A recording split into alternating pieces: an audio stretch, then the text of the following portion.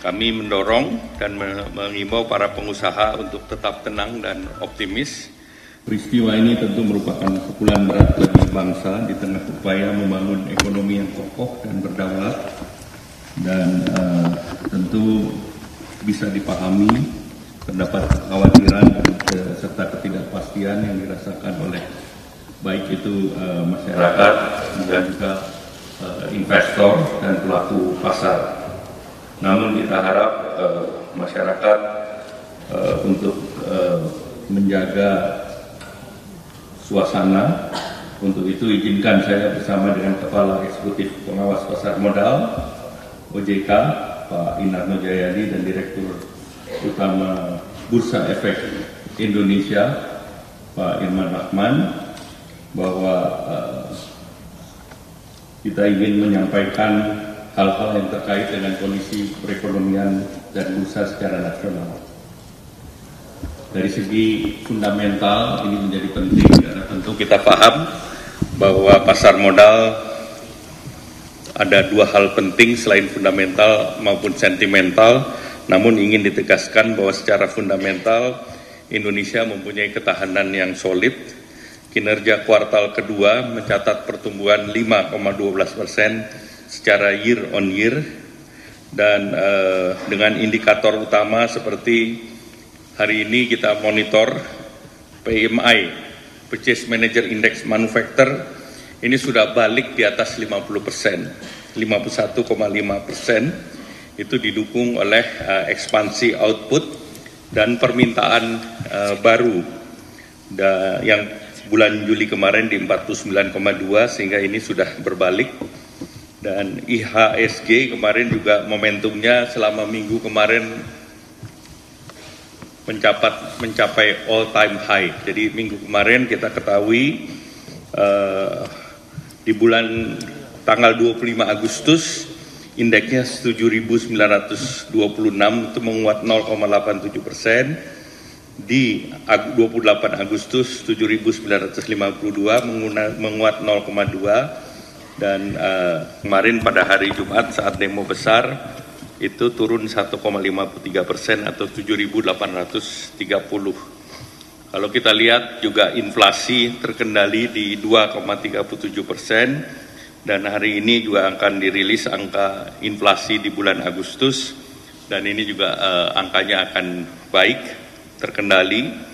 Kemudian nilai tukar juga relatif juga stabil di angka 16.490. Ini depresiasi terkait dengan sepanjang tahun sebesar 2,35%. Neraca perdagangan juga konsisten surplus, dan hari ini juga akan keluar angka yang relatif baik. Kemudian konsumsi domestik masih kuat, mobilitas masyarakat tetap tinggi, kenaikan belanja retail baik offline maupun online naik, dan pemerintah terus mendorong stimulus untuk daya beli terutama menjelang nanti Natal dan Tahun Baru. Dan di bulan Agustus ini program diskon 17% di perusahaan-perusahaan retail ini juga berjalan dan menjadi event yang meningkatkan perdagangan. Dari segi investasi kita lihat import barang modal tumbuh kuat di 32,5% di kuartal kedua. Industri positif tadi sejalan dengan PMI adalah tumbuh secara year on year di kuartal kedua 5,08%, artinya ekspansi potensial di kuartal ketiga. Kemudian terjadi perputaran uang dan transaksi di berbagai provinsi menunjukkan tingginya tingkat pertumbuhan dan aktivitas ekonomi secara spasial. Terkait dengan situasi terkini dengan fundamental ekonomi yang solid, pemerintah yakin dampak dan dinamika sosial politik yang terjadi terhadap ekonomi harapannya bersifat jangka pendek, dan pemerintah terus mendorong optimisme untuk jangka menengah dan jangka panjang. Untuk mencapai target pertumbuhan 5-5,2%, pemerintah terus menyiapkan strategi ke depan, di mana semester kedua ini kenaikan investasi diharapkan bisa mencapai di atas 900 triliun. Kita lihat semester 2 ini juga kenaikan barang impor 32,5%, capex dan belanja modal pemerintah di semester 1 sebesar 17,94%, dan stimulus ekonomi yang digelontorkan di semester 1 kemarin besarnya 61 triliun, dan tentu ada beberapa stimulus yang akan didorong juga di semester kedua. Realisasi belanja diharapkan di semester ketiga ini bisa mencapai 25% atau angkanya 694, dan harapannya ini juga menjadi salah satu pendorong pertumbuhan. Nah, program untuk mendorong daya beli dan konsumsi antara lain kredit investasi padat karya, terutama untuk revitalisasi mesin-mesin produksi. Industrinya adalah tekstil, produk tekstil, industri furniture, industri makanan minuman. Kemudian ada stimulus untuk perumahan, yaitu FLPP dari 20.000 menjadi 350.000. PPN ditanggung pemerintah sampai 100% sampai semester kedua, dan kemudian ada bantuan stimulan perumahan swadaya menyasar 41.000 rumah, kemudian program BPJS tenaga kerja terutama untuk para pekerja atau kaum buruh, kemudian juga ada kredit usaha rakyat khusus untuk sektor perumahan, di mana kredit itu juga akan mendorong sekitar pembangunan 450.000 rumah, besarnya di atas 130 triliun. Nah, kemudian stimulus pariwisata akan diberlakukan seperti Nataru kemarin, nanti akan segera juga diumumkan. Kemudian akselerasi program makan bergizi gratis, tentu dengan target penerima yang terus ditingkatkan, dan targetnya di bulan November ada 25.000 SPPG. Nah, seluruh program ini dirancang untuk menggerakkan perekonomian di masyarakat atau di rakyat secara langsung sambil menjaga konsumsi domestik.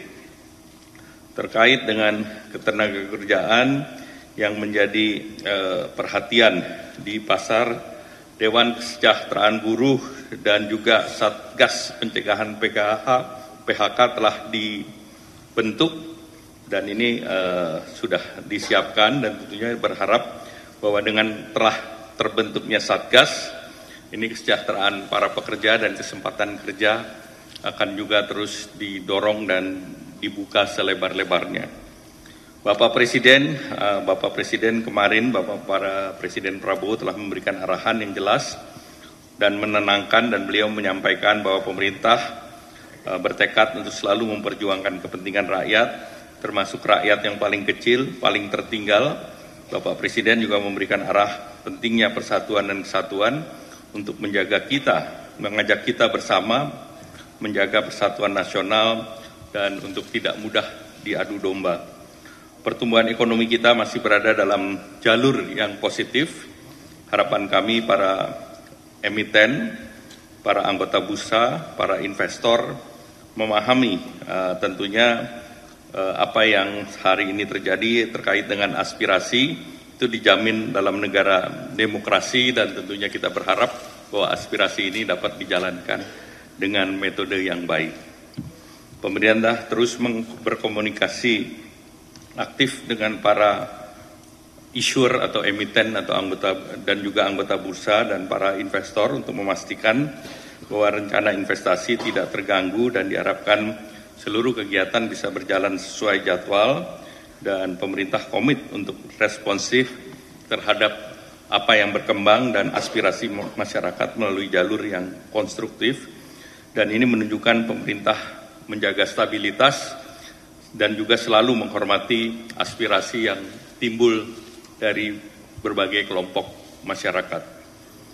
Kami mendorong dan mengimbau para pengusaha untuk tetap tenang dan optimis, dan kami tentu seluruhnya mempunyai tanggung jawab moral kepada bangsa ini untuk mempertahankan roda perekonomian agar penciptaan lapangan kerja dan mereka yang bekerja tetap terjaga, dan lapangan kerja dan kesejahteraan masyarakat tentunya itu menjadi perhatian utama dari pemerintah.